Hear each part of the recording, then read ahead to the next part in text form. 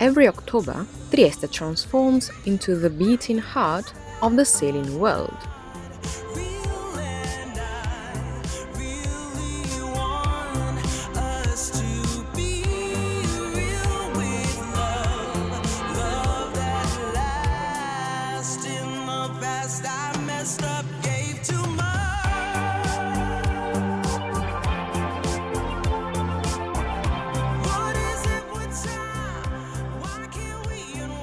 What started as a local regatta has grown into the largest sailing race on the planet, the Barcolana.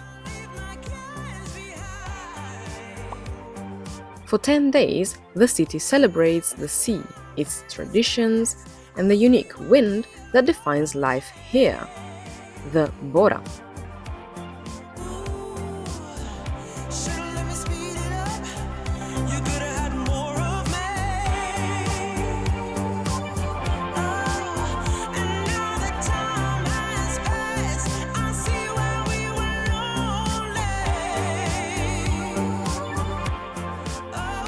From the bustling squares to the calm waters near Miramare Castle, the entire city comes alive in anticipation of the race.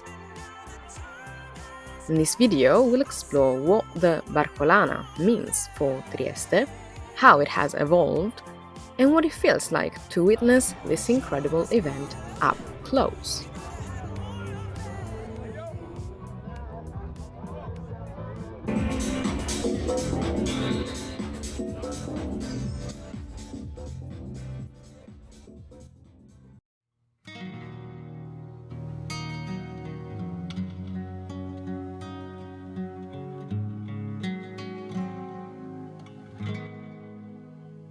The Barcolana has always been open to everyone. No matter your experience, anyone can join in. It used to feel like we were all welcome, all part of it. I'll spill the tea in a minute.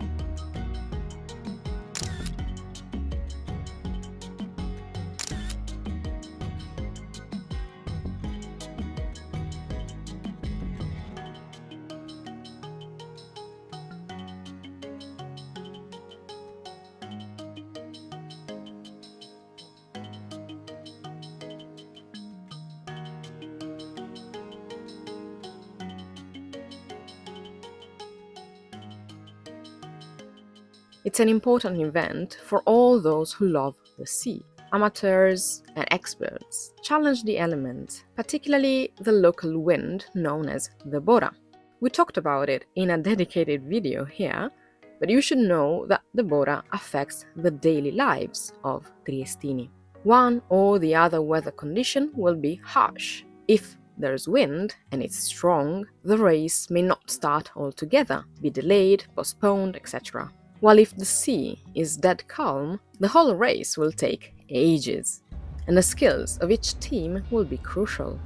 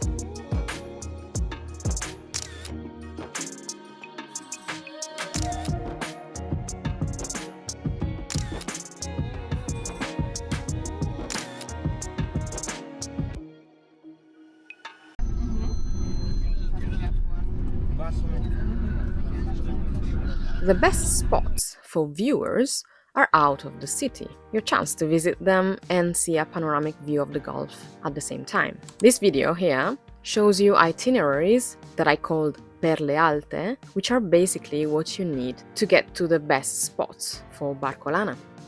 These are all the main spots: near the lighthouse, the ugly church known as Monte Grisa, the Napoleonica path, either from Prosecco or Opicina next to the obelisk. If you don't plan on waking up early to see the race from up there, because these places will get crowded, and there won't be any parking between 9 and 11 am, you could take the train to Miramare. If you're late for the train, just like I was this year, get on bus 6 in Via Giulia, all the way to Barcola or Miramare, which is the last stop. Make sure to book your accommodation ahead of time and use public transport during the event, as access and traffic will be modified. This is, after all, the busiest time of the year in Trieste.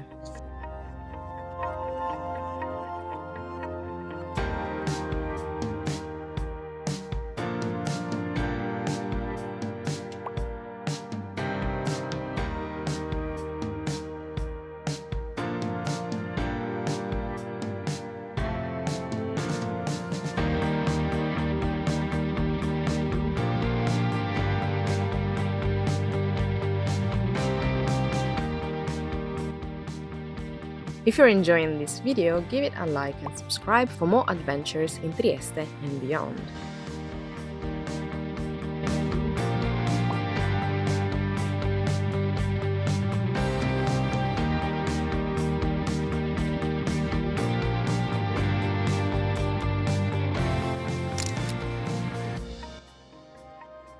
Normally, sailing is a quiet experience.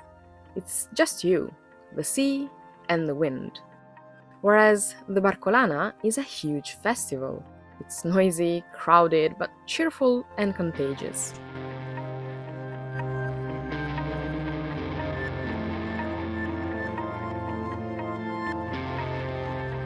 If you participate, you'll see the city under a different light.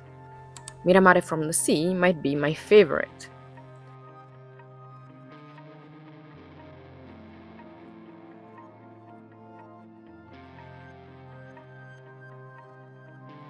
And no matter when you'll get to the finish line, there's pure joy in participating in the largest sailing race in the world. It's meant for the people, all those who are passionate about sailing, no matter where they come from or their experience.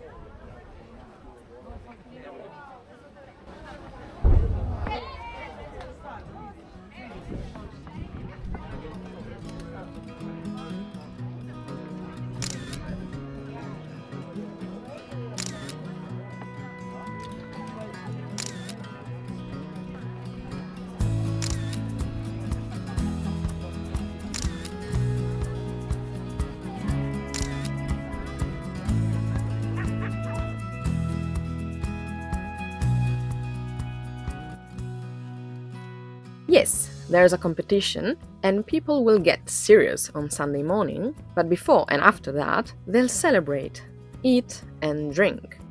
It's the perfect excuse for locals and visitors to let loose and enjoy each other's company.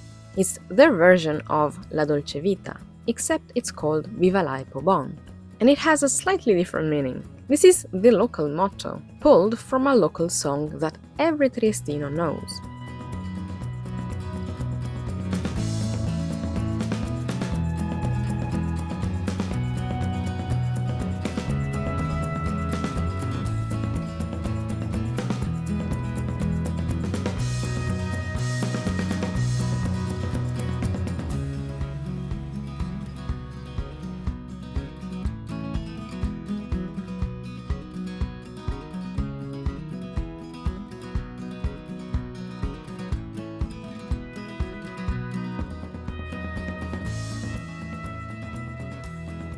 The point is, Triestini take things as they come. They roll with whatever happens, staying cheerful no matter what, And if something is a problem that can't easily be solved, or if they just can't be bothered to deal with it, they'll shrug and say, no se può, it can't be done. But as laid back as it all sounds, it's not always something I can fully embrace.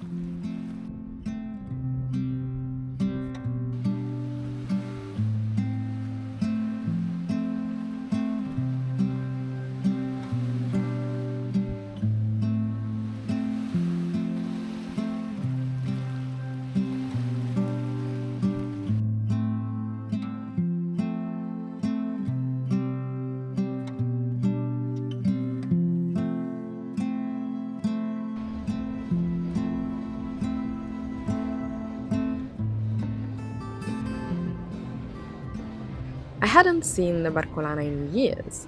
I stopped caring for this event long before moving abroad. This year, I attended simply to film it, to share it with you. And I have some thoughts.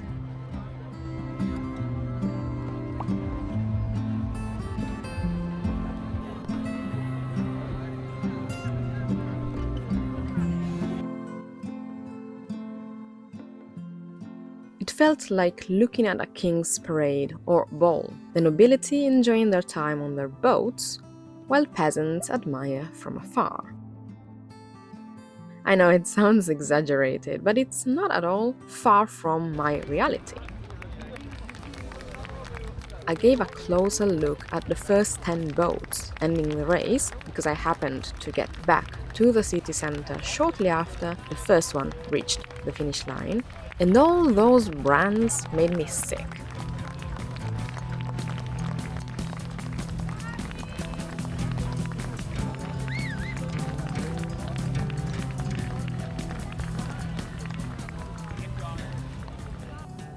Thinking of wealthy people showing off their money, placing ads all over the place, and winning even more money in this event felt out of touch.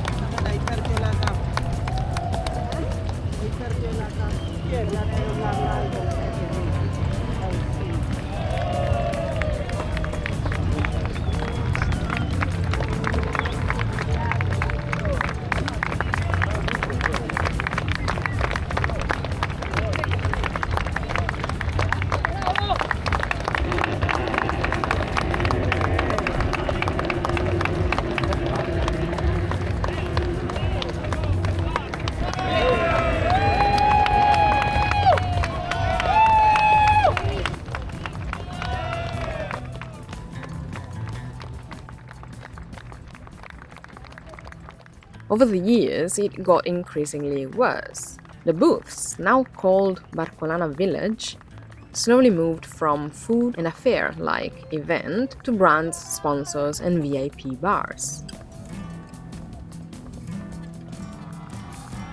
I saw a clear distinction, and peasants like me cannot cross certain lines.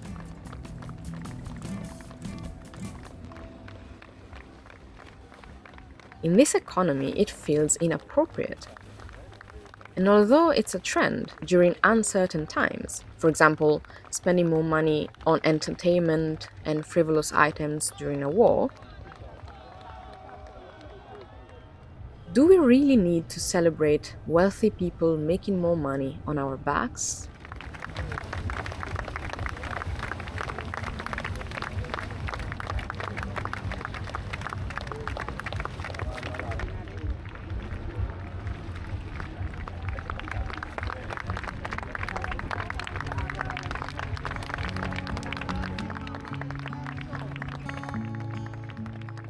Apologies for the bitter words, but I did feel as if this huge celebration that was meant for the people now belongs to the rich.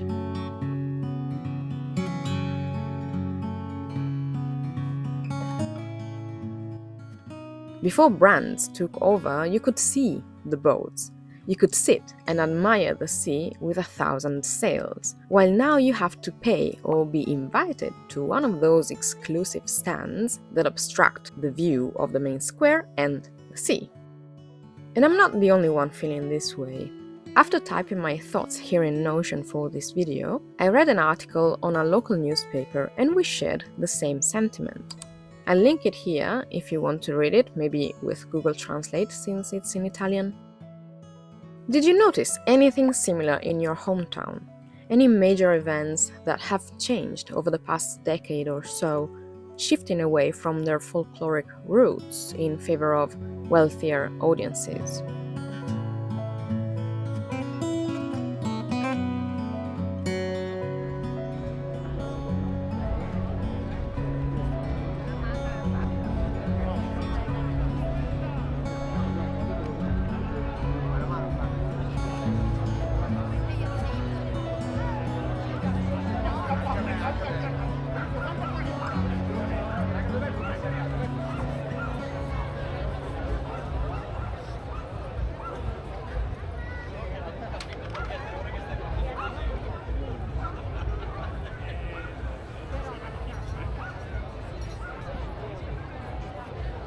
Let's not end the video on this note. Here are some fun facts on the Barcolana. The 2018 edition will go down in history with its 2,689 boats, officially entering the Guinness Book of World Records as the largest sailing race. The very last boat to cross the finishing line gets a special prize. If you're unable to stay in town on a Sunday, there are smaller regattas taking place up to 1 week before the Barcolana. Check the official website for all dates and details that vary each year, such as the Barcolana Classic, Barcolana Young, and so on.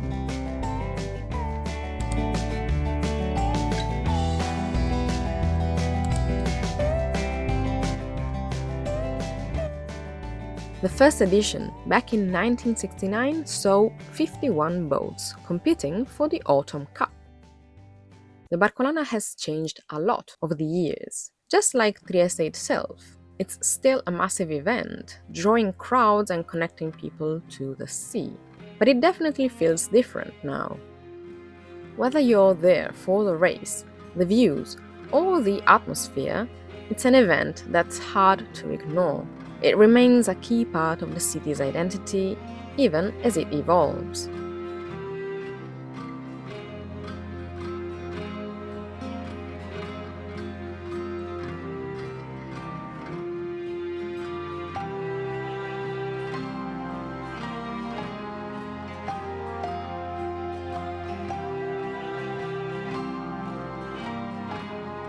Thank you so much for watching, and I will see you in the next one.